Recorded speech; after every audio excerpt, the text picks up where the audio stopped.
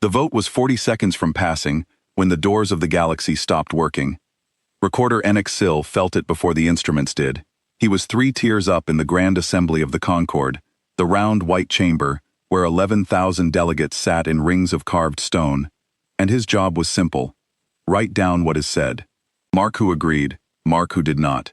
He had held that seat for 90 years, and in 90 years, the answer at the bottom of every page had been the same word, copied so many times, his hand made it without thought.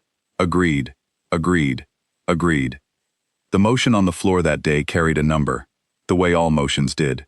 Motion 9114. Translated into the old tongues for the few delegations that still kept them, it read, that the world catalogued as Sol 3 be folded into the single voice of the Concord, its objections set aside, its consent assumed, effective at the close of this session. Folded. That was the soft word. The Concord did not conquer.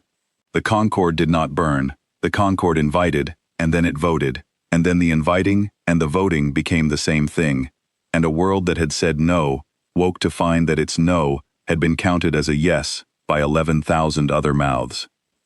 Enoch had recorded 400 such foldings. He had stopped feeling them somewhere around the 90th.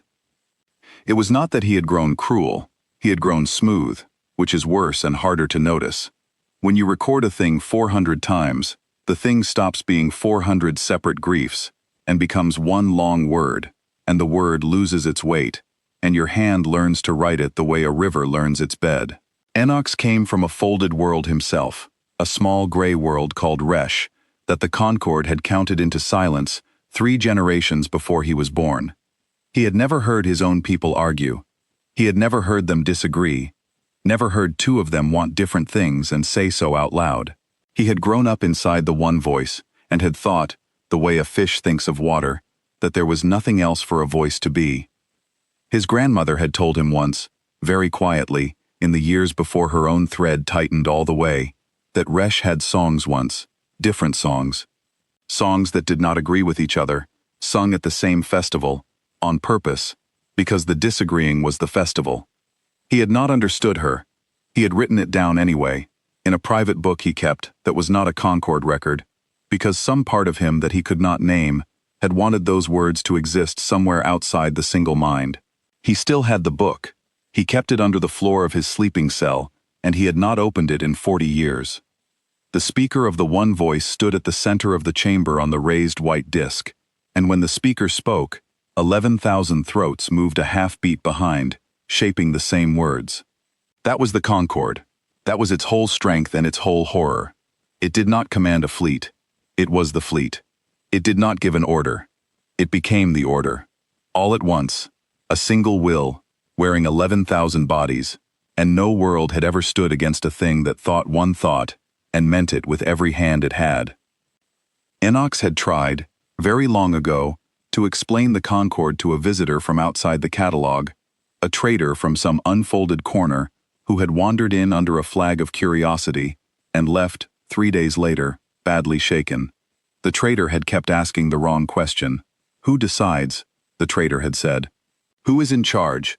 And Enoch had not been able to make the trader understand that the question had no answer, because there was no who.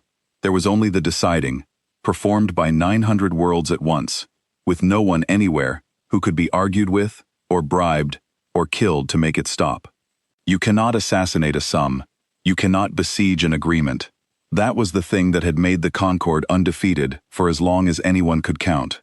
An empire has a throne, and a throne can be taken. The Concord had no throne.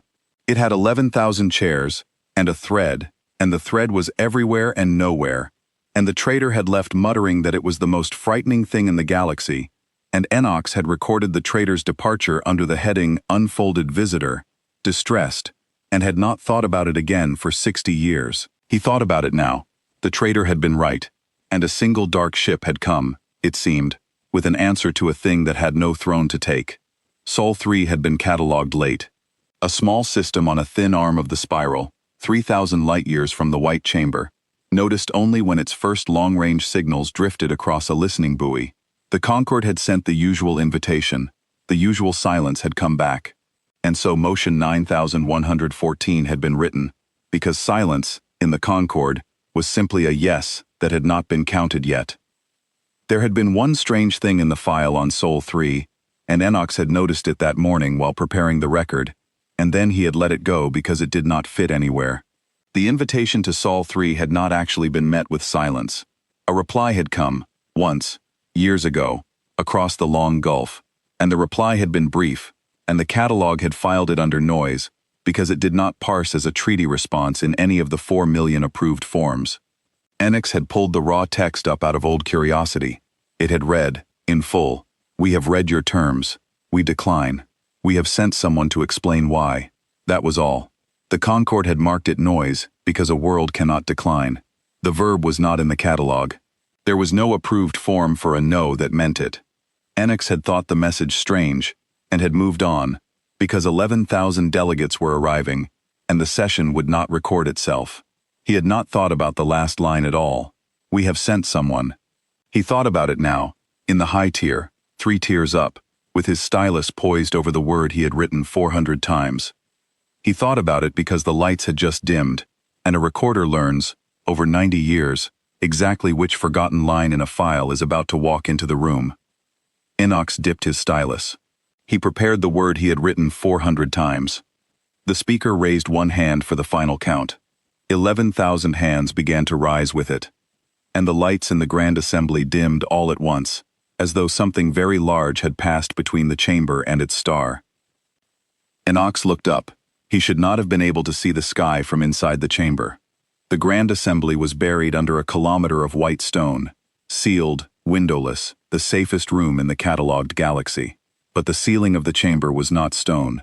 It was a screen, a single curved surface, that showed the delegates whatever the Concord wished them to see, and at that moment, it showed the orbital view above the neutral world, the empty diplomatic sky where no ship was ever permitted to come armed. A ship was there.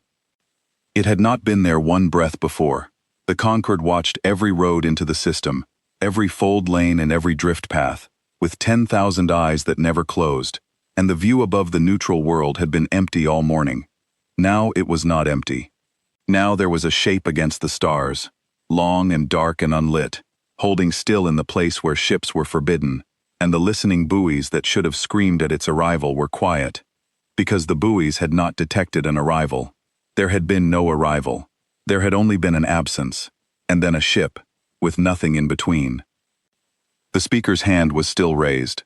11,000 hands were still raised. The vote hung, 40 seconds from passing, and now it did not pass, because for the first time in Enix's 90 years, the speaker had stopped speaking, and the 11,000 throats behind the speaker had nothing to follow. The chamber should have understood, in that pause, what it was looking at. The neutral world above which they all sat was called Avanth, and its sky was the most watched volume of space in the catalogued galaxy. 11,000 delegations did not gather anywhere unguarded. Around Avanth hung the listening buoys, 4,000 of them, and the deep arrays, and the fold watch that mapped every road in and out for 40 light-years in every direction. Nothing reached Avanth that the Concord did not see leave its origin, cross the gulf, and slow into the sky. A ship was a long story told over many days, and the Concord read every page. Last verdict had no story. It had no leaving, no crossing, no slowing. The fold watch held no trace of a lane opening. The buoys held no wake. The deep arrays, queried, returned the same impossible report, which was no report at all. The ship had not traveled to Adevanth. It was simply at Adevanth, the way a word is simply on a page, and the Concord, which had read every page ever written, could not find the sentence this word belonged to. Enox wrote the time. It was the only thing he knew to do. He wrote the time, and then he wrote, in the margin, a thing he had never written before, a small private note no count would ever carry. A ship is here that did not come. The shape on the ceiling turned, not quickly. It rotated the way a thing rotates when it has all the time it needs and wants you to watch it use that time, bringing one long flank into view, and along that flank, painted in human gray over scars that ran the length of 3 city blocks, was a name and a script the chamber's machines had to think about before they could read. Last verdict. The machines offered the translation a moment later, and it scrolled across the bottom of the curved ceiling in 400 tongues at once, and Enox read it in his own, and felt the stylus go still in his hand. The final word, the judgment, after which there is no appeal. The Concorde did not name its ships, because the Concorde did not have ships. It had a single body that happened to be spread across many hulls. So the name was strange to Enox in a way that went deeper than language. A single ship with a single name, and the name was a promise. And the promise was that whatever was decided here would not be decided by the 11,000. The speaker found the voice again. It came back ragged, the 11,000 throats catching up unevenly, so that for 3 full seconds, the one voice was not one, it was a crowd. And Enox had never heard the Concorde sound like a crowd. He wrote that down too. The voice fractured for 3 seconds. Then it steadied, and the speaker said the words that the whole catalogued galaxy would later pretend it had not heard the Concorde say. Identify yourself. You are in a sky that is closed. You are one hull above 11,000. Withdraw and be invited, or remain and be folded. Enox heard the threat and felt, in the smooth place where his feeling used to be, a small unfamiliar motion.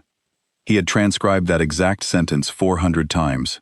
Withdraw and be invited, or remain and be folded. It was the Concorde's whole diplomacy in one line. The open hand and the closed fist offered as if they were a choice.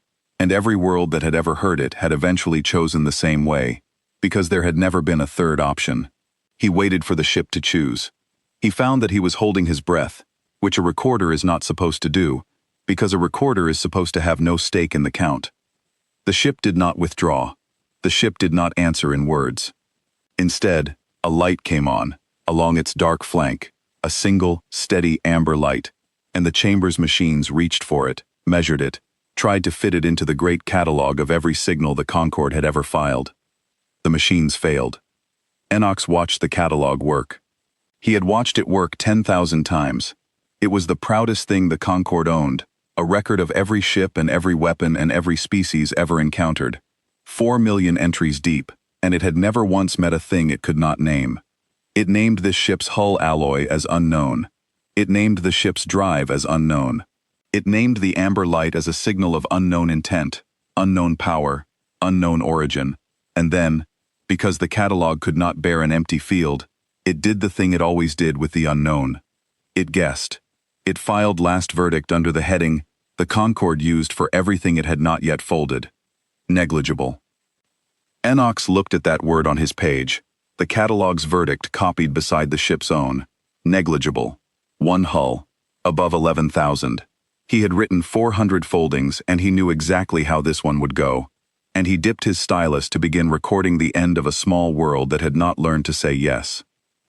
Enox looked at the catalog's guess, negligible, and at the ship's own name, last verdict, sitting side by side on his page, and a small cold thought moved through him that he did not write down, because it was not a record, it was a fear. The catalog had never been wrong. That was its whole authority. 4 million entries and not one correction in the memory of the Concorde. And the catalog had just filed a thing it could not measure under the heading it used for things it had already won, which meant the catalog was either right, as it had always been, or it was making the first mistake of its existence in front of 11,000 witnesses. Enox had spent 90 years trusting the catalog more than he trusted his own eyes. His own eyes were looking at a ship that had not come, holding still in a sky no ship could reach, wearing a name that meant the judgment after which there is no appeal. His eyes and the catalog disagreed for the first time in his life. He did not yet know which to believe. He only knew that one of them was about to be proven wrong, and that he had built his whole self on the wrong one being impossible. The amber light on the dark ship blinked once.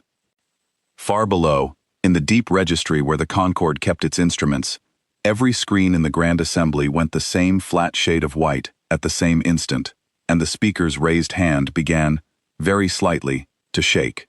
The white came off the screens after 11 seconds, and what came back was worse than the white. The ceiling of the Grand Assembly showed the deep registry now, the long underground gallery where the Concorde stored its true self. Not the 11,000 bodies in the chamber. Those were only the visible part, the part that voted. The real Concorde lived below, in 900 linked cores that thought the single thought and pushed it out to every throat. And the registry was reporting a fault. The single thought had a stutter in it. For 11 seconds, 900 cores had each tried to file the same ship, and for 11 seconds, the 900 had not agreed on what they were filing. Enox had never seen the Concorde disagree with itself. It was not supposed to be possible. That was the entire point of being one voice. He wrote it down with a hand that had begun, embarrassingly, to feel cold. The Concorde disagreed with the Concorde for 11 seconds. He understood the registry feed better than most delegates, because a recorder is shown how the records are made. The 900 cores below the chamber did not store information the way an ordinary archive did. They stored agreement. When the Concorde learned a new thing, the 900 cores discussed it among themselves in less than 1,000th of a heartbeat, reached one verdict, and then forgot that there had ever been a discussion, keeping only the verdict, so that the single mind never had to remember a moment when it had been more than one. That forgetting was the secret of the one voice. It did not silence dissent. It unremembered that dissent had occurred. For 11 seconds, the 900 had been unable to forget. They had reached for a verdict on last verdict and had not found one, and so the discussion had not closed. And so for 11 seconds the Concorde had been forced to exist as 900 separate opinions, all of them wrong, all of them frightened, none of them able to make the others agree. Enox saw the timestamps and felt his skin tighten. The single mind had a thing it could not swallow, and as long as it could not swallow it, the single mind was not single. There was a delegation in the chamber that day, from a world called Sen, folded only 6 years before, recent enough that some of its delegates could still remember, faintly, the years when Sen had been many. Enox watched the Sen delegation in the second ring during the 11-second stutter, because a recorder learns to watch the edges of a room rather than its center, and he saw a thing he was not supposed to see. The Sen delegates flinched in the stutter, not with the smooth uniform flinch of the one voice, but each at a slightly different moment, the way recently folded worlds do, the fold not yet set hard in them. One of them turned its head and looked, for half a breath, directly at the dark ship on the ceiling, and the look on its face was not fear. It was recognition. It was a being that had been a someone 6 years ago meeting, across the gulf, a thing that had crossed 3,000 light-years to insist that someone still mattered. Enox wrote nothing about the Sen delegation. He only watched it, and remembered the look, and understood that the fold was never as complete as the Concorde believed, and that under 900 worlds of smooth agreement, there were a great many recent griefs waiting, very quietly, for exactly this. The amber light blinked a second time, and this time it carried words. They came not in the one voice's frequency, not as a thing the chamber could fold into its own broadcast, but as a flat human transmission, narrow and direct, aimed at the speaker's disc and nothing else. The machines caught it, translated it, and put it on the curved ceiling for all 11,000 to read at once, because the machines did not know yet that some words should not be shown to everyone. This is the human ship, last verdict. We received your invitation to the world you have catalogued as Soul 3. We are the answer to it. You will not be folded. They will not be folded. Withdraw motion, 9114. Release the consent you have assumed, and we will leave this sky the way we entered it. You have one rotation of this world to decide. We have already decided. The speaker laughed. It was a terrible sound, because 11,000 laughed with it, the one voice finding its footing again in scorn the way it always did, and the laughter rolled around the rings of carved stone and came back redoubled. Enox had heard that laugh 400 times. It was the laugh the Concorde gave a world that thought its no would matter. He had laughed it himself, once, in the early years, before he understood what he was laughing at. The laugh had a particular shape, and a recorder knows the shape of things. It was not the laugh of a being who finds something funny. It was the laugh of a thing that has been told it can be refused, and cannot afford to believe it. The Concorde laughed at every world that resisted, because the alternative to laughing was to take the resistance seriously, and to take resistance seriously was to admit that the agreeing might be a thing one could decline, and the entire Concorde rested on the certainty that one could not. So it laughed. It had laughed at Sen, and at Temu, and at 400 worlds whose names Enox had written and forgotten, and the laughing had always worked, because the worlds had always, eventually, been folded, and a thing that is folded cannot say afterward that the laugh was a mask over fear. The dead tell no contradictions. The folded tell only the Concorde's version. The laugh had never once been answered, until a single dark ship hung in the forbidden sky, and did not laugh back, and did not flinch, and did not, Enox noticed, do anything at all except wait, with the terrible patience of a thing that has already counted the room, and found it smaller than the Concorde believed. One hull, the speaker said, and the 11,000 said it with perfect unity now, restored, certain. One hull speaks of withdrawing 11,000. You do not understand what we are. We are not a fleet you may defeat. We are not a council you may persuade. We are the single voice that 900 worlds speak with, and your world will speak with it too, and in 100 years your descendants will not remember they ever spoke alone. There is no answer to the Concorde. There is only the time before you join, and the time after. Enox wrote the speech. He had written it before, with different numbers. 900 worlds this time. Last time it had been 899. The number only ever went up. But he noticed, writing it, a thing that disturbed him more than the ship had. The speech was a lie, and he had never once noticed it was a lie, until he had to write it down across from a transmission that was not. There is no answer to the Concorde. He had transcribed that sentence so many times that it had become a fact in him, smooth as the bed of a river. And now a single hull hung in the forbidden sky, having just given an answer, calm and exact, and the speaker's reply to that answer was to insist that no answer was possible. Enox had written the lie 400 times. He understood, with a cold that went down to the floor of him, that he had helped make the lie true by writing it, because a thing recorded enough times stops being questioned, and the Concorde had recorded itself unanswerable until the whole catalogued galaxy believed it, including, until this morning, Enox Sill. He held his stylus over the page and did something a recorder must never do. He did not write the next sentence the speaker said. He left a small gap. He told himself it was so he could check the transcription against the machines later. He knew that it was not. It was the first thing he had refused to record in 90 years, and the refusing felt like the first full breath of his life. The human ship did not reply to the speech. Instead, the amber light shifted, and the ceiling showed a new thing, a thing the human ship was choosing to show them, fed straight into the chamber's machines, because the machines had been foolish enough to leave a door open when they reached out to measure the unknown. It showed Sol 3. Not as the catalog held it, a thin blue dot with an estimated population and an estimated yield. It showed the surface.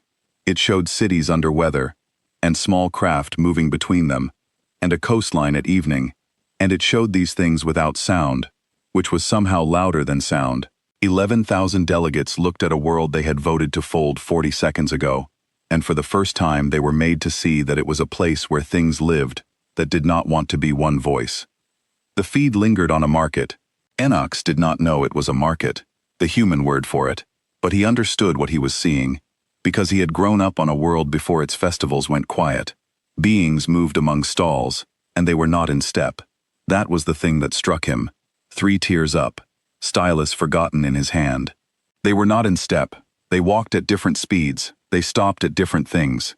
2 of them stood close together and made the shapes of disagreement with their hands, and then one of them laughed, and the other did not. And they kept walking together anyway, unfolded, separate, fine. On Resh, the festivals had been beautiful, precisely because no 2 singers agreed, his grandmother had said, and he had not understood her, and now he was looking at a world 3,000 light-years away that had never been folded, and he understood her completely and all at once, and it hurt. The feed widened. It showed the curve of the blue world against the dark, and a single gray continent, and weather rolling in off a gray sea, and a city's lights coming up as the evening took it. And then a line of text appeared at the bottom of the feed, placed there by the human ship, plain, in the chamber's own 400 tongues. This is what you voted to make agree. We are showing it to you so that you cannot say later that you did not see it. The speaker ordered the feed cut. The machines could not cut it. The human ship was holding the door open from its side, and the catalog, which had never once failed to control its own screens, found that it could no longer decide what the chamber saw. Enox watched the registry below fault a second time. The 900 cores tried to close the door and could not agree on which door it was. That was the moment, Enox would write much later, when the chamber should have understood. Not the ship, not the weapon, the door. A thing had reached into the single mind of the Concorde and held a door open inside it, and the single mind could not push that thing back out, and a mind that cannot agree with itself is no longer one voice. It is a crowd that has not yet noticed it is afraid. The Concorde chose the other lesson. The Concorde chose to make an example. The speaker raised both hands, and the order went out below the words, on the deep frequency, to the 900 cores, and through them, to the part of the Concorde that the chamber did not like to look at directly. The enforcement. Not a fleet, the Concorde would have said, because the Concorde had no fleets. But there were hulls. There were a great many hulls, parked in the dark around the neutral world, kept there for the rare day a delegation arrived with foolishness in it, and those hulls were the Concorde's body too, and they all moved at once, because they all thought the one thought. 400 of them lit their drives in the same instant. Enox felt the chamber's floor hum with it. 400 enforcement hulls, each one larger than the small dark human ship, each one slaved to the single will, rising from their parking orbits to form a sphere around the thing that had called itself the final word. There was a particular horror in watching the enforcement move, and the chamber did not feel it, because the chamber had never seen it from outside before. The 400 hulls did not coordinate. Coordination is what separate ships do, signaling, adjusting, a fleet finding its shape over minutes. The 400 did not signal, because they were not separate. They moved the way the fingers of a hand move, all at once, with no command passing between them, because the command did not pass between them. It simply was them. 400 hulls drew the same arc into the same sphere in the same instant, with the terrible smoothness of a single thing pretending, for the catalog's records, to be many. Enox had always found it reassuring. He found it, now, looking at the small dark patient ship at the center of it, obscene. The catalog updated last verdict from negligible to a new heading, surrounded. The chamber relaxed. Enox felt it relax. 11,000 bodies easing in their carved stone seats, the smooth certainty returning, because surrounded was a heading the Concorde understood. Surrounded was the last heading before folded. It had filed 900 worlds under surrounded, and then under folded, in that order, every time, without exception, and the chamber sank back into the comfort of a story it knew the end of. Enox did not relax. He had seen the gap he left in his own transcript, and he had seen the market where no two beings walked in step, and he had begun, against 90 years of training, to suspect that the small dark ship had chosen to be surrounded, because a thing that wishes to cut a single nerve very much wants that nerve brought close, and held still, and stretched tight around it on every side. The amber light on the human ship blinked a third time, slow, almost patient, and the flat human voice came back across the narrow channel, and this time, it did not address the speaker. It addressed the 400. "You are not separate from each other," the human voice said. "We have measured your minds. You think one thought and you share it across 900 cores, so that no one of you can be cut off and made to stand alone. That is your strength. We understand it. We have come a very long way to explain to you what it costs." The 400 hulls closed their sphere. The neutral world's forbidden sky filled with the Concorde's body, 400 points of drive light wheeling into formation, and at the center of the sphere, the small dark ship sat unmoving, unlit except for one amber eye, one hull against 400, the way it had been one hull against 11,000, the way it intended, Enox was beginning to understand, to be one hull against the entire cataloged galaxy, if that was the arithmetic the Concorde wished to use. The speaker gave the order to fold the human ship by force. It was the order the chamber gave to worlds. Enox had recorded it 400 times. The 11,000 throats shaped it together, and the 900 cores carried it down, and the 400 hulls received it, as one body receives the decision to close a hand. 400 weapons charged at once. Enox saw the sphere brighten as the enforcement built the fold lances that unmade a world's will. The beams that did not destroy a thing but rewrote its consent, that reached into a mind and made the no into a yes, the weapon that had folded 900 worlds without ever once having to kill.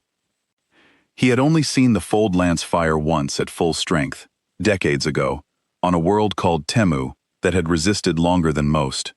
The catalog did not keep that recording where ordinary delegates could find it, but a recorder is shown how the records are made, and Enoch's had been shown. The fold lance did not look like a weapon.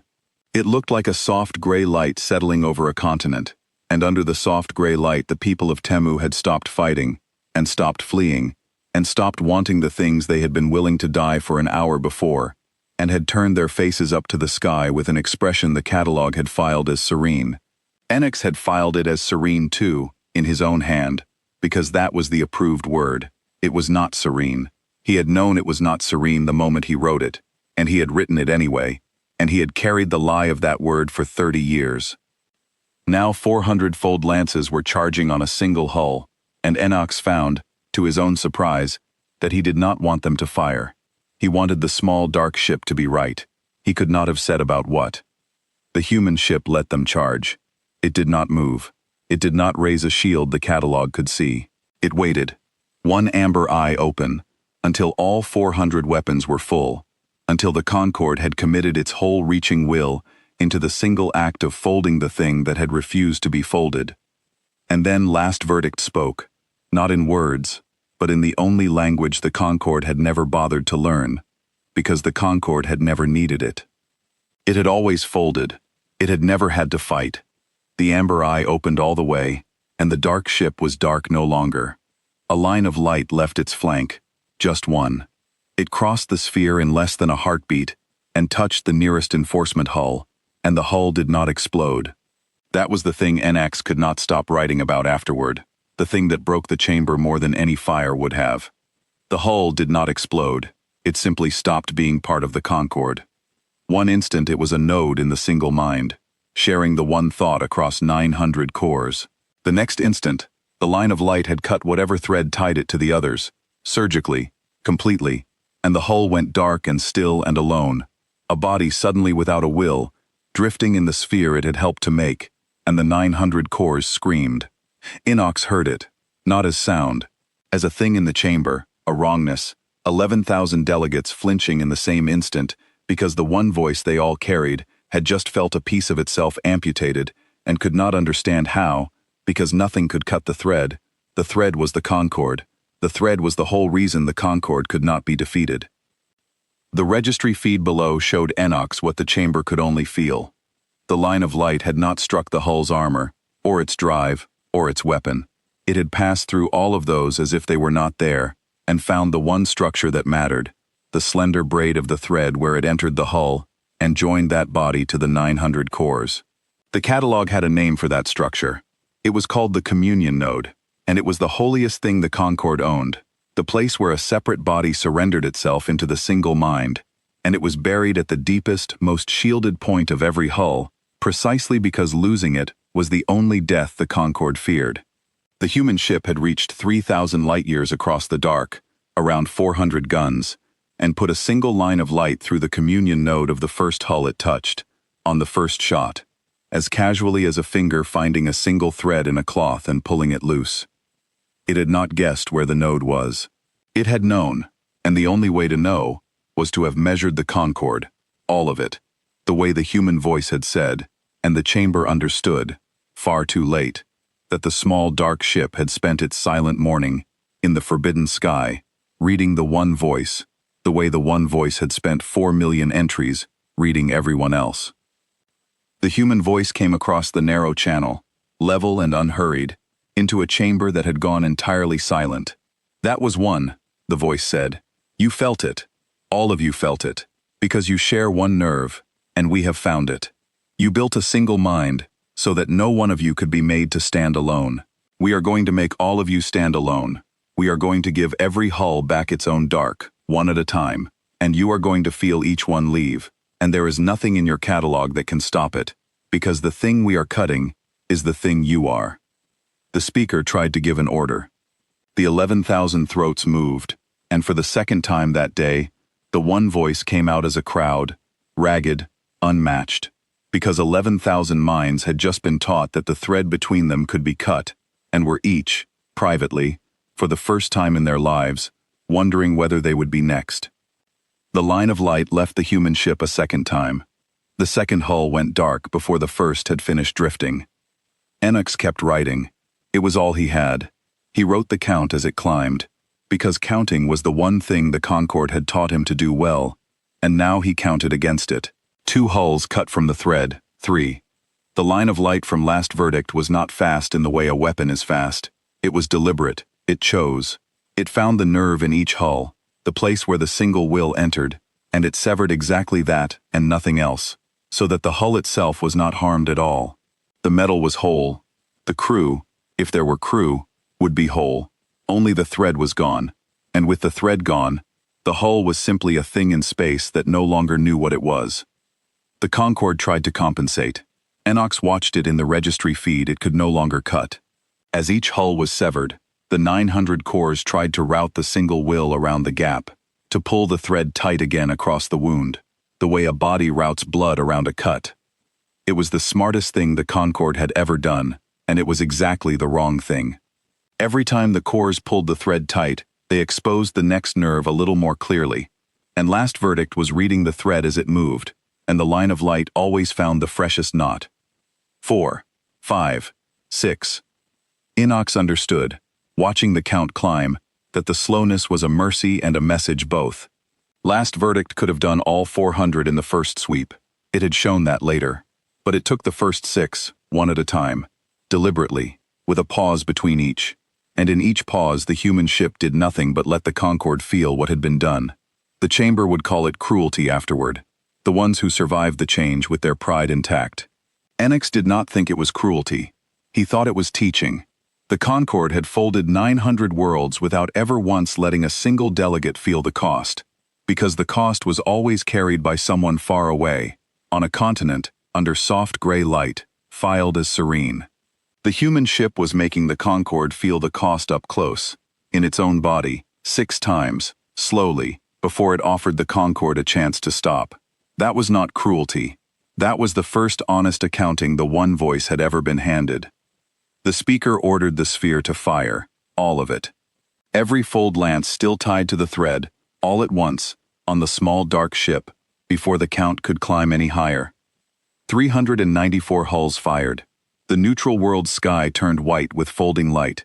394 beams converging on one point. The entire reaching will of 900 worlds poured into a single command. Unmake the will of the thing at the center. Make its no into a yes. Fold it. The light reached Last Verdict, and broke on it like water on stone. Enox leaned forward over his page. He had seen the fold lance work on a world. He had seen a planet's entire population go quiet and agreeable in the span of an afternoon, their objections rewritten, their consent assumed and then, slowly, made real. The fold lance reached into a mind and changed what it wanted. It had never failed.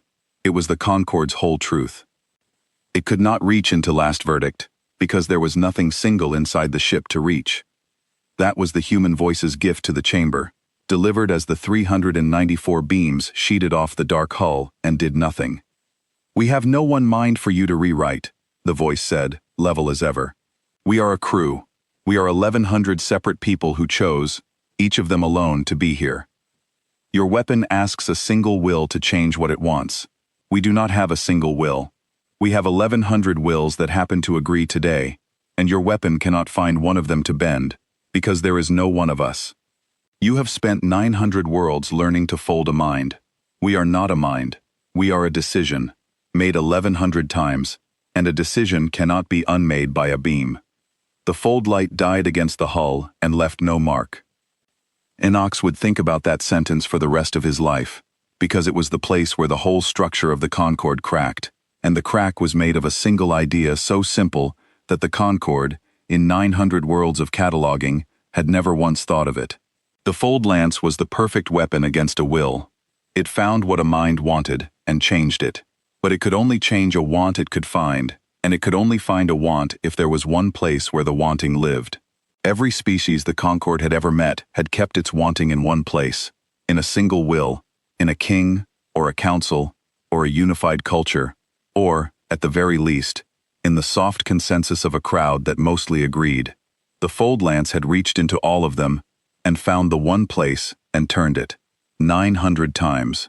It had never once met a thing that kept its wanting in 1100 separate places at once, with no single place to reach. And so for the first time, the perfect weapon swept its gray light over a target, and found nothing to fold, because there was no one there to fold. Only a great many someones who had each, separately, already decided.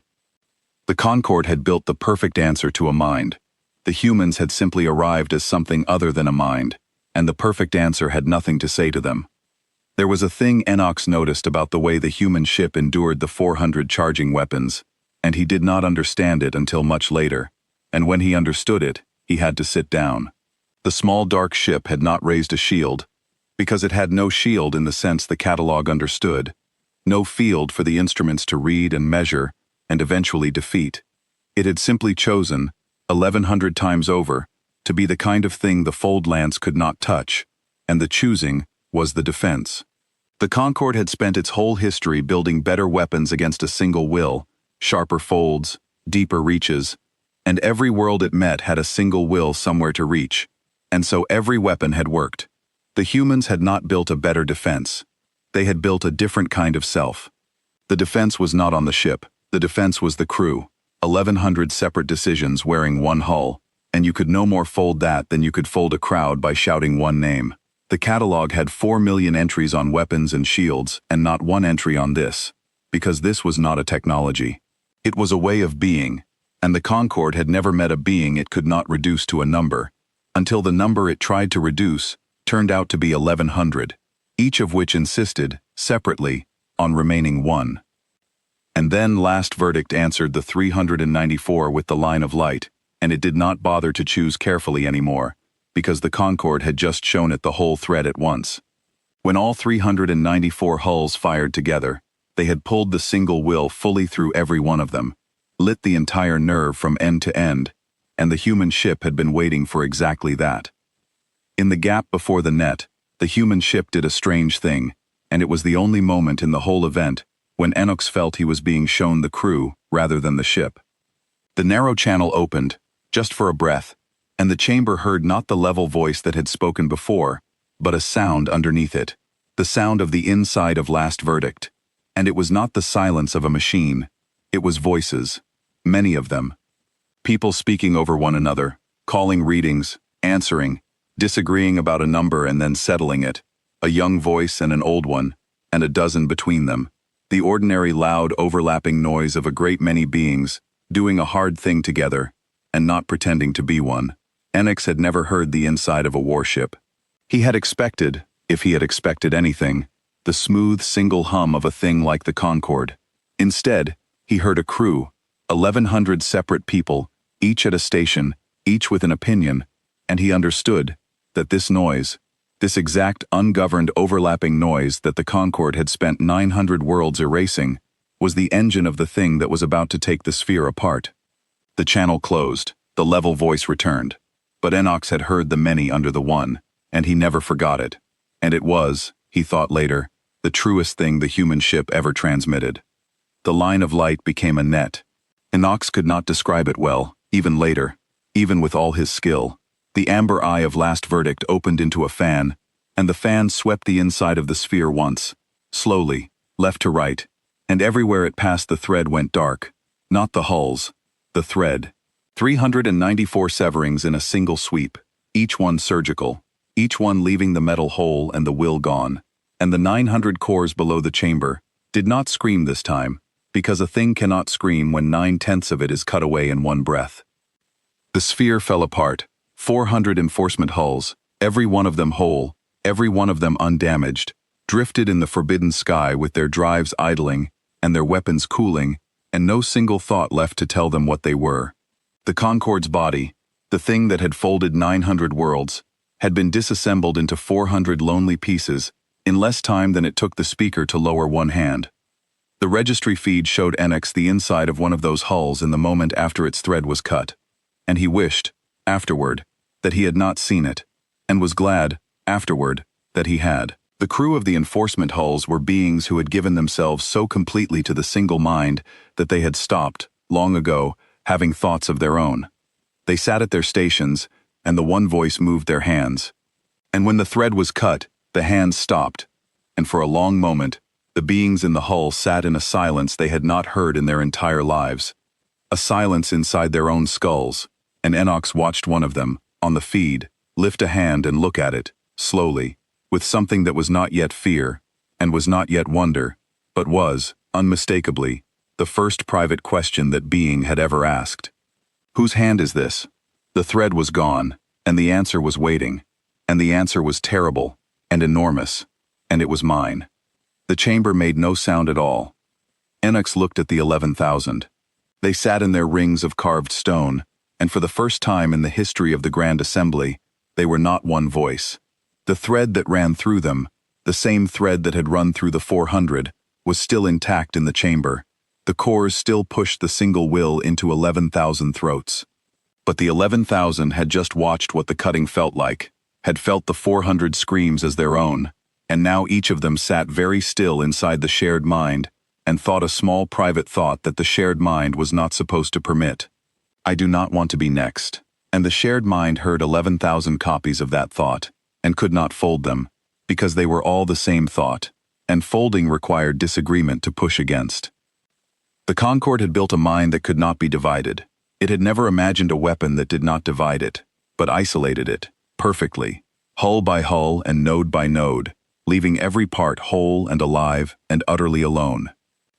Enox understood, sitting 3 tiers up with his stylus gone still, that this was the deepest part of the human ship's cruelty, if it was cruelty, and the deepest part of its mercy, if it was mercy, and that it was probably both at once, the way the truest things are. The Concord had spent its whole existence promising the galaxy that to join the one voice was to never again be alone. That was the offer under every invitation. Surrender your separate self, and you will never have to bear the weight of being a single small thing in a vast cold dark. Fold, and the loneliness ends.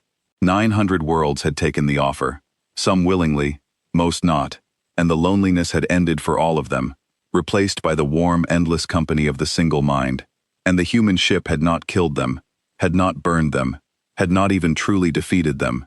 It had simply given the loneliness back. It had returned to 900 worlds the exact thing the Concord had promised to take away forever, and the giving back was the most violent act Enox had ever recorded, and not a single drop of blood was spilled in it, because the thing the Concord had stolen and the thing the human ship returned were the same thing, and its name was the right to be one small separate self, alone, and therefore free. The speaker stood on the white disk and tried to speak, and the one voice would not assemble. 11,000 throats moved and made 11,000 different sounds, because for the first time, each delegate was thinking for itself, was afraid for itself, was no longer willing to vanish into the chorus, while the chorus was being cut apart.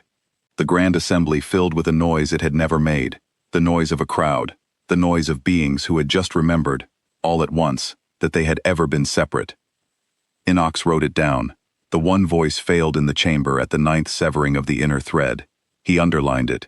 He had underlined nothing in 90 years. The human voice came one more time, and now it was not aimed only at the speaker, and not only at the 400. It filled the chamber, because the human ship had reached the deepest door of all, the broadcast channel through which the one voice spoke to the 11,000, and it had taken that channel, and it spoke through the Concord's own mouth. Delegates of the Concord, the human voice said, in the chamber's own frequency, in the place where only the one voice had ever spoken. You are hearing me with your own ears, each of you, not as one. That is the only thing we came to give you. We did not come to destroy you. We have not killed one of you. Every hull is whole. Every core below this room is whole. We have only cut the thread, and we will cut the rest of it, slowly, so that each of you has time to discover the thing your makers took from you, that you are someone, that you were always someone, that the voice you called one was 900 worlds of someones, folded into silence, and we have come 3,000 light years to unfold them. The speaker, alone now, no chorus behind it, looked up at the dark ship on the ceiling screen. You will turn this fleet against itself, the speaker said, and the voice was a single voice now, small and old and frightened. You will leave 900 worlds in chaos. You will undo the only peace the galaxy has ever known. We will leave 900 worlds awake, the human voice answered. What they build with their waking is theirs. It was never yours. You only counted their silence as agreement. We are the answer to that arithmetic. There was something the human voice did not say, and Enoch noticed the absence, because a recorder learns to hear the words that are deliberately left out. The human voice did not say that the Concorde's piece was a lie. It did not need to. It had simply named the arithmetic, the one operation on which the whole 900 worlds rested, the quiet sum, where a silence was added to the column marked yes. And once that operation was named out loud, in the chamber where it had been performed 11,000 times, it could not be performed again, because a delegate who has heard a silence called a silence can never again hear it called consent. The human ship had not destroyed the Concorde's piece. It had only refused to round the number up, and the piece had been made entirely of that rounding. And so the piece, in the moment the rounding was refused, simply was not there anymore, and had perhaps never been there at all. The amber eye on last verdict swung down, past the 400 drifting hulls, past the sphere that was no longer a sphere, and pointed itself at the white stone above the Grand Assembly, at the kilometer of rock that sealed the chamber, at the 900 cores buried in the deep registry, where the single mind of the Concorde truly lived. The speaker understood, a half-beat before the chamber did, what the final word intended to be the verdict on. The speaker called the inner guard before the human ship could fire on the cores. They came up through the floor of the chamber, 100 armored figures slave to the deepest part of the thread, the Concorde's last body, the one it kept for the room itself. They were not hulls.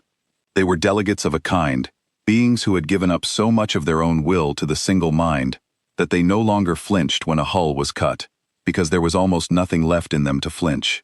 The Concorde pointed them at the broadcast door, at the channel last verdict had taken, as though the human voice were a thing that could be silenced by closing 100 armored hands around the place it came from. Enoch watched them rise, and understood that the Concorde still did not understand. It was treating the human ship as a fault in its own body, a thing to be routed around, isolated, healed over. It had not yet learned the lesson the human voice kept trying to teach. There was no fault to route around. There was a crew of 1,100 separate people, 3,000 light-years from home, who had agreed, each alone, to come and cut a thread, and they were going to finish. The amber eye did not fire on the cores. That was the moment the chamber turned, and Enoch marked it, though he did not yet know what it meant. Last verdict had pointed itself at the buried registry, at the 900 cores, at the very heart of the Concorde, and the chamber had braced for the killing of the single mind. And then the amber eye had moved off the cores and come to rest, instead, on the 100 armored figures rising through the floor. The human voice spoke into the chamber, through the stolen channel, and this time it was not the same voice.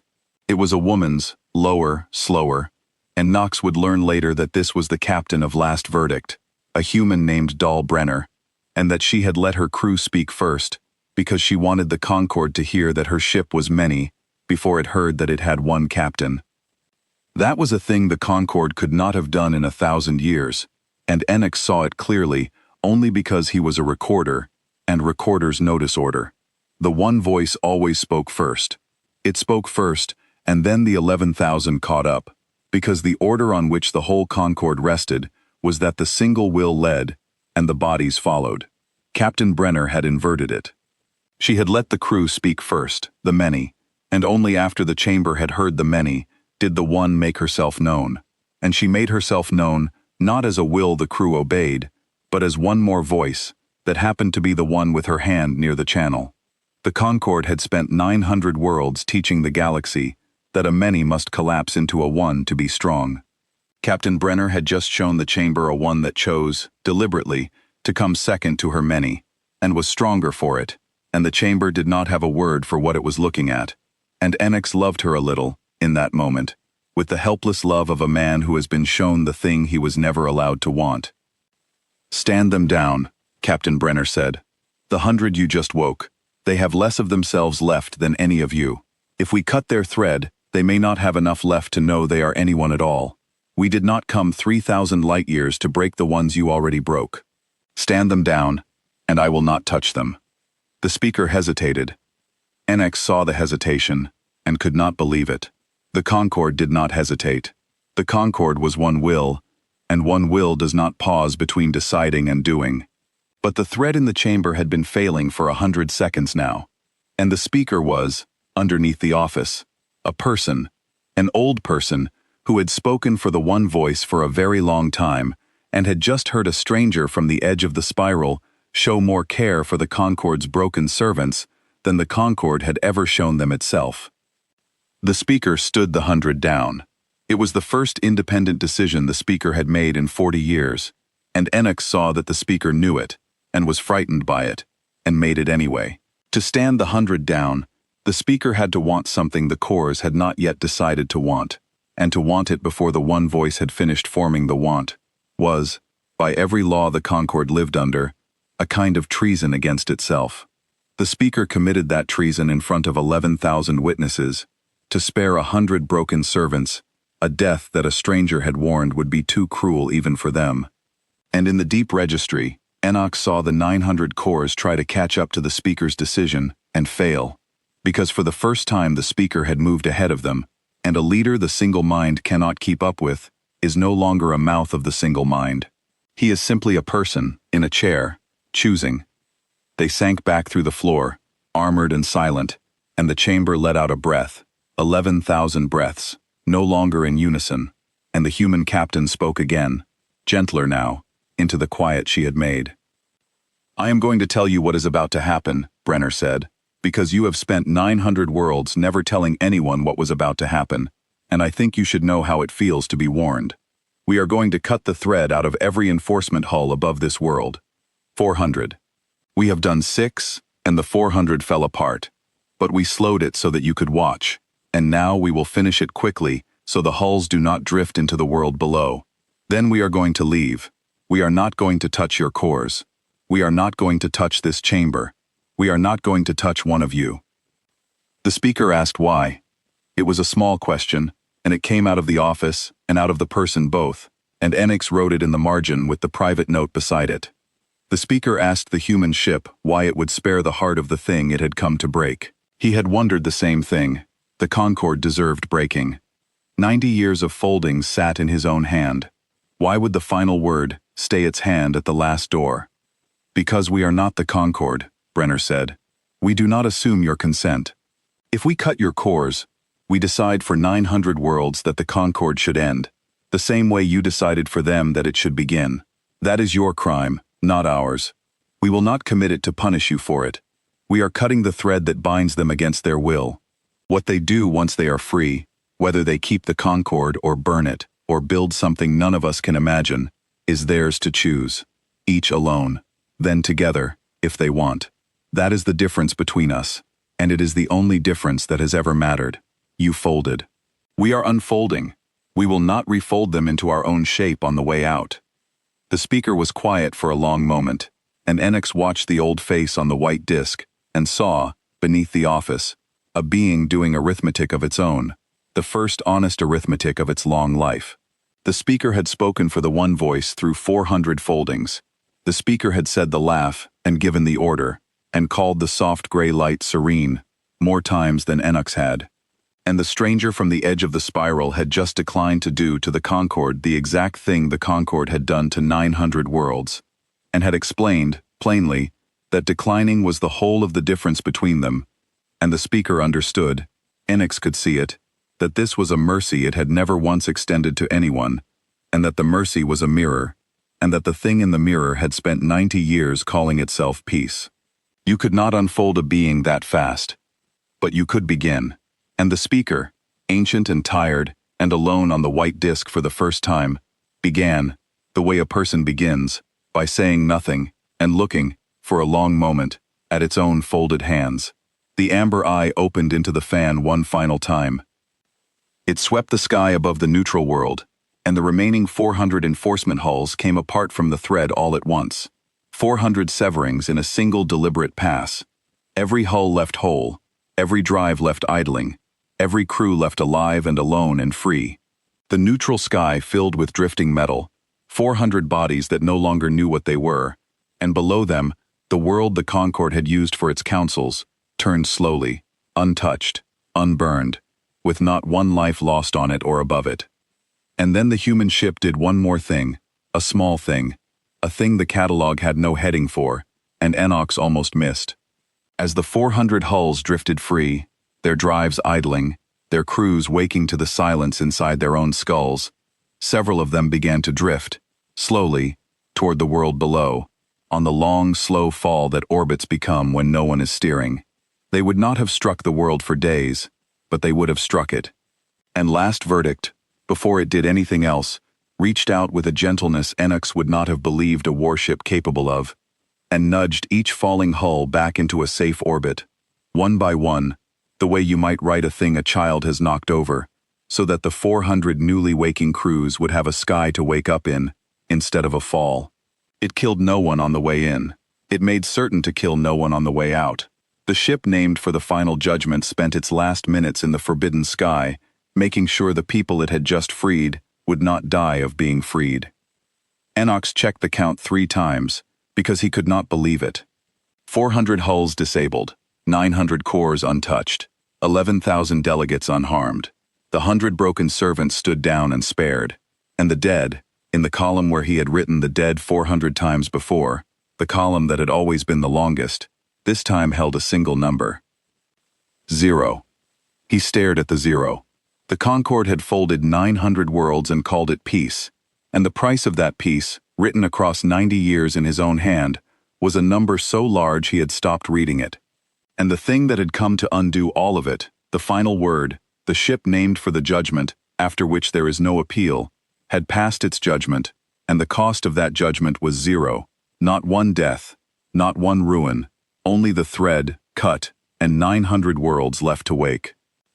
The catalog, far below, made its last attempt. Enoch watched it try, one final time, to file last verdict, to fit it into the 4 million entries, to give it a heading the Concorde could understand. It had called the ship negligible. It had called it surrounded. Now, with the 400 hulls drifting free, and the cores untouched, and the 0 standing in the column of the dead, the catalog reached for a word, and found that it had none. So it did the thing it had never done in 4 million entries. It left the field blank. Enoch stared at the blank field on his own page, where he had copied the catalog's verdict 400 times, and felt something he had no approved word for. The catalog was the Concorde's certainty made visible. Every entry was a small act of mastery, a thing named, a thing known, a thing made safe by being filed.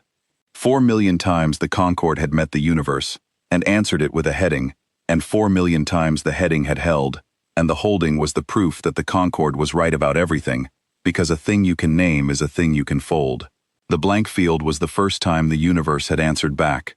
It was a small white absence in a record that had never had one, and it was, Enoch understood, the truest entry in the whole catalog, because it was the only one that admitted the Concorde did not know. A single dark ship had reached across 3,000 light-years and forced the proudest certainty in the galaxy to write, for the first time, the one honest word it had spent 4 million entries refusing to say, which was no word at all, which was the blank, which was the admission that there are things out past the last page that the powerful do not get to name. The amber eye dimmed, Captain Brenner spoke one last time, and the chamber, 11,000 separate beings now, each hearing with their own ears, listened to her the way a person listens, not the way a chorus receives. "We are going to leave the way we came," Brenner said.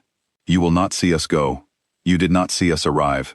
We want you to spend the rest of your long council days knowing that we were here, and that we could have ended you, and that we chose not to, and that the choosing was ours, made by 1,100 people, each alone, and that no weapon you have can fold a choice like that.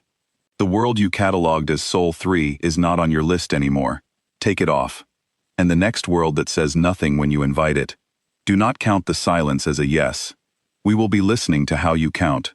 We will be listening," she had said, and Enoch would carry those 3 words longer than any others, because they were the only threat the human ship ever made. And it was not really a threat, it was a promise of attention, and attention was the one thing the Concorde had never had to fear. The Concorde had ruled by being unwatched. It had folded 900 worlds in rooms no one outside could see, written it serene in a column no one outside could read, performed its arithmetic in a dark so total that the folded themselves forgot the sum was being added. And now a thing existed, out past the last entry, that was watching how the powerful counted the quiet, and the knowledge of being watched does to an empire of secret arithmetic what light does to a thing that lived in the dark. It does not destroy it. It only makes it impossible, ever again, to pretend that no one sees. The amber eye went dark. And last verdict, which had not arrived, did not leave. There was no flare of drives, no fold lane opening, no signal for the buoys to catch. There was a ship above the neutral world, dark and scarred and whole, and then there was the place where the ship had been, and nothing in between, exactly as before. The Concorde's 10,000 eyes saw it not leave and could not file it, and the catalog left a second field blank, and the grand assembly of 900 worlds sat under a ceiling that showed an empty sky and did not, for a very long time, make any sound at all. The silence in the grand assembly lasted 9 minutes, and Enox recorded every one of them. He recorded the silence because it was the most important thing that had ever happened in the chamber, and because no one else would. The machines logged sound, and there was no sound. The catalog logged events, and as far as the catalog was concerned, nothing was occurring, because nothing was being said, and nothing was being voted, and the threat had withdrawn. But Enox was a recorder, not a machine, and he understood that the silence was the event. 11,000 delegates were sitting in their own skins for the first time, hearing their own breathing, and discovering, one by one, that the breathing was theirs. The speaker was the first to speak, and the speaker spoke as one, which is to say, as a single person, which is to say, in a voice the chamber had never heard from the white disk. It was thin, it shook, it did not pull 11,000 throats behind it. "We should resume the session," the speaker said, and the words came out alone, and went nowhere, because there was no chorus to carry them, and the speaker heard the aloneness, and stopped. A delegate from the third ring stood. Enox did not know the delegate's name. Delegates did not have names in the Concorde, only seats, because a part of one voice does not need a name. But the delegate stood, which was itself a thing that should not have been possible without the thread moving it, and the delegate said, in its own voice, a sentence that Enox copied into the permanent record in letters large enough that no future clerk could pretend it had not been said. "I do not agree." The chamber froze. 3 words, the oldest forbidden words in the Concorde. "I do not agree." Not a vote against a motion. Those were permitted. Those were folded. A vote against the agreeing itself. A refusal to be one voice. The delegate from the third ring stood in the silence it had made, and waited to be folded, the way a world waits, the way 900 worlds had waited. Nothing folded it. The thread reached for the delegate. Enox saw it in the registry. The 900 cores tried to pull the one will back through the seat that had spoken out of turn, and the thread could not catch, because the human ship had not only cut the 400 hulls, it had shown the 11,000 the cutting. It had taught every delegate in the chamber what the thread felt like, and what its absence felt like. And once a being has felt the difference, the fold requires its consent in a way it never did before, because the fold works on silence, and the chamber was no longer silent. A second delegate stood. "I do not agree." A third. 100th. Within the hour, the grand assembly of the Concorde was on its feet, 11,000 separate beings, saying the 3 forbidden words, not in unison, but in a great ragged overlapping flood, each one alone, each one terrified, each one free, and the speaker stood on the white disk in the center of it all, and did not try to fold them, because the speaker had been the first to feel the thread fail, and the speaker, underneath 90 years of office, was a person too, and was tired, and was, Enox thought, perhaps a little glad. What struck Enox most, and what he tried hardest to set down honestly afterward, was that the 11,000 did not all say, "I do not agree about the same thing." That was the part he had never been able to imagine, all his folded life. He had thought, the way the Concorde had taught him to think, that to refuse the one voice was simply to want the opposite of it, one no traded for one yes. But the 11,000 wanted 11,000 different things, and that was the whole point. That was the thing the one voice had spent 900 worlds erasing. One delegate refused because it wanted to go home. One refused because it wanted to stay. One refused because it had a song it had been forbidden to sing for 200 years, and it sang the song, badly, alone, in the middle of the chamber. And 3 delegates near it wept, and 1 laughed, and none of them agreed about whether the song was beautiful, and that disagreement, that ragged overlapping flood of separate wanting, was the first free thing the Grand Assembly had ever contained. Enoch set down his stylus and listened. He had recorded 400 foldings. He had written the word agreed so many times his hand made it without thought. And now he sat in the high tier and listened to 11,000 voices refuse to be won, and he found that he could not write it, not because his hand would not move, but because the only honest record of that hour was to stop recording and simply hear it. So he did. For the first time in 90 years, the recorder of the Concorde put down his pen in the middle of an event and let the event happen without him, and that, he decided later, was his own small unfolding. The waking did not stay in the chamber. The thread ran through 900 worlds, and what failed in the chamber failed everywhere, because the Concorde had built itself too well, had made itself too single, so that what was true of one part became true of all. Across the spiral, on 900 folded worlds, populations that had been agreeable for years and decades and lifetimes stopped, mid-sentence, mid-task, and felt the thread loosen, and remembered, dimly at first, and then all at once, that they had once wanted things that were their own. The unfolding took months, it took years. On some worlds, it was not gentle everywhere, and Enix would not pretend it was, because he was a recorder, and the record matters. There was confusion, there was grief. There were worlds that had forgotten how to choose, and had to learn it again like a language, and the learning was hard, and not all of it ended well. But it ended awake. Enox went back to Resh, in the 2nd year. He had not been to his birth world in 70 years, because a recorder does not leave the chamber, and a folded world has nothing to return to, but the thread on Resh had failed with all the others, and he found that he wanted, for the first time in his long, smooth life, to see a thing with his own eyes, rather than record it from a feed. The gray world was loud when he arrived. 2 of his grandmother's people stood in the old festival square, arguing about where to plant a tree, and they did not agree, and they were still arguing when the evening came, and Enoch stood at the edge of the square and listened to the disagreement, the way another being might listen to the most beautiful music ever written, because to him it was. His grandmother had been right.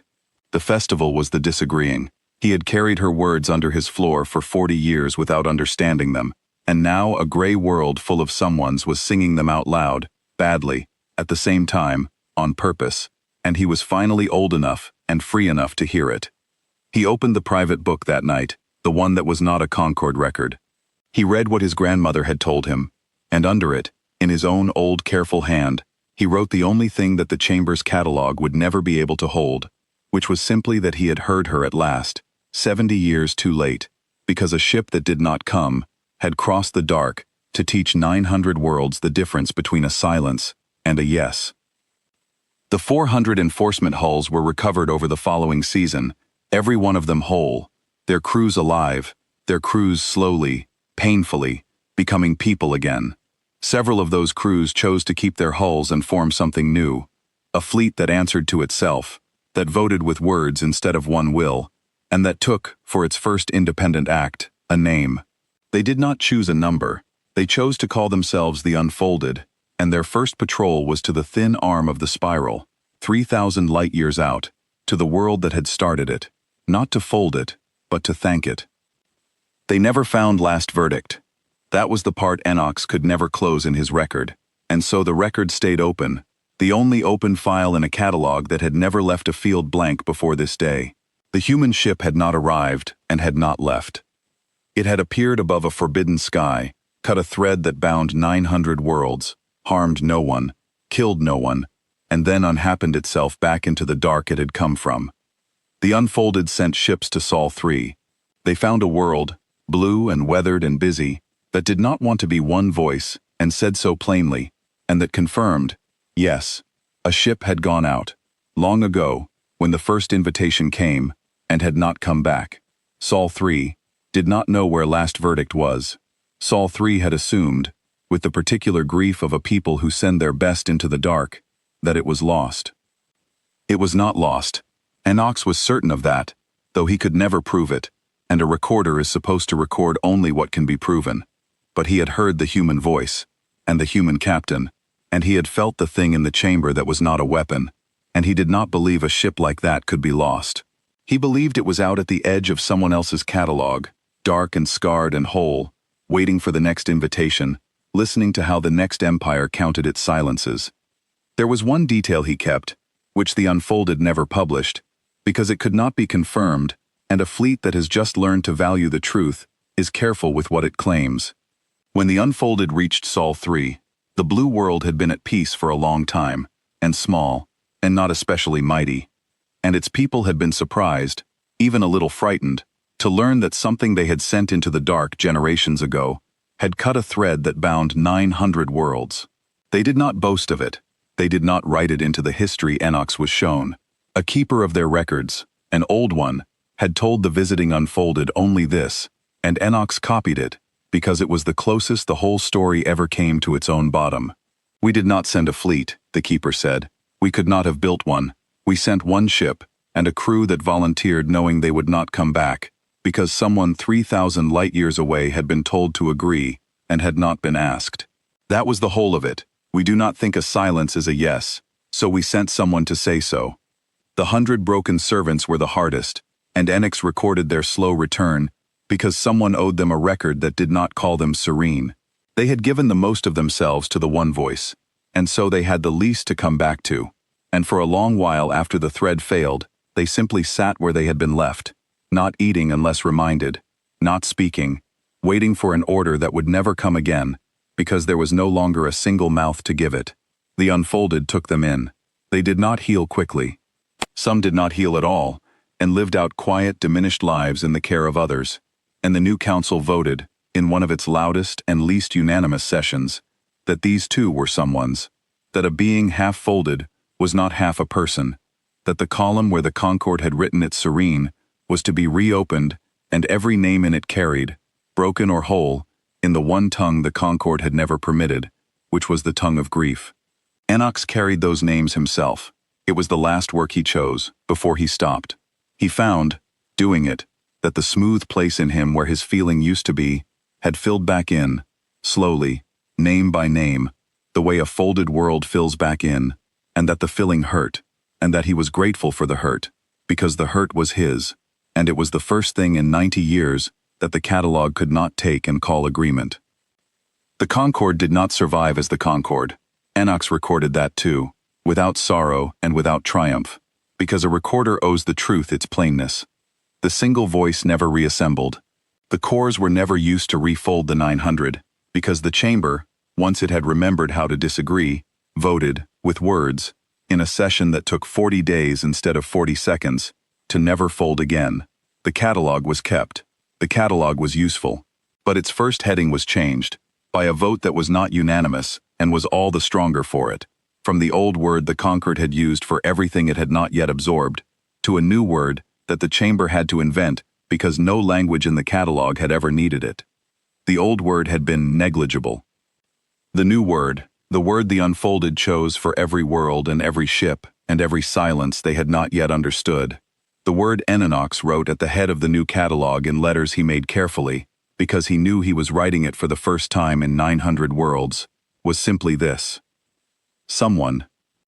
Enox Sill recorded the Concord for 9 more years, and then he stopped, because there was nothing left to fold, and a recorder of foldings has no work in a galaxy of someone's. On his last day in the high tier, he wrote a final entry, and it was not a count, and it was not a motion, and it carried no number at all. It was the private note he had written in the margin on the first day, the day the doors of the galaxy stopped working, copied now into the permanent record where it would outlast him. A ship was here that did not come. And beneath it, because he was old now, and free, and at last allowed to write what he believed, instead of only what he could prove, he added the rest of it, the part the catalog could never hold, and the part that was, he had decided, the only verdict that had ever mattered. It cut the thread that bound 900 worlds, and it killed no one, and it asked nothing, and it left us awake. We called ourselves one voice, and thought it made us strong. It came from the edge of the dark, and showed us, without a single death, that we had been a crowd of someones folded into silence, and that the folding was the wound and never the cure. It did not stay to rule us. It did not stay at all. It judged us, and the judgment was mercy, and then it was gone, the way it had come, into a sky our 10,000 eyes could not read. We never learned where Earth's warship went. We learned, instead, the only thing it came to teach, which is that a silence is not a yes, and a someone is not a number, and that somewhere out past the last entry in any catalog ever written, there is a dark ship listening to how the powerful count the quiet, ready to arrive without arriving, the final word on the day the counting goes too far. There is a custom in the new council that Enoch lived just long enough to see begin, and it is the custom he was proudest to record, though recording it was the last thing he did before he set the work down for good. At the opening of every session, before any motion is read, the chamber leaves one seat empty and one moment silent, not for a being, for a ship. The delegates do not pray to it, because the new council does not pray, having learned what is done to worlds in the name of a single faith. They simply leave the seat and keep the silence, and in the silence each delegate, alone, remembers that a thing once crossed the dark to teach them the difference between a silence and a yes, and asked nothing, and took nothing, and left them awake. The youngest delegates, born after the unfolding, do not always understand the custom. The old ones never explain it the same way twice, because they no longer have to agree, and that, Enoch wrote, is exactly the point. The empty seat means whatever each of them, separately, decides it means. That is the only monument the human ship would have permitted, and so it is the one they built. The chamber is a council of 900 free worlds now, it argues. It is loud, it agrees on almost nothing, and votes on everything, with words, each one alone, and then together, and it has never once been folded again. And when a delegate rises to speak, in any ring, in any tongue, the others fall silent and listen, the way the whole galaxy fell silent the moment Earth's warship arrived, not out of fear, but because they have finally learned what it is worth to hear one voice that chose, alone, to be its own.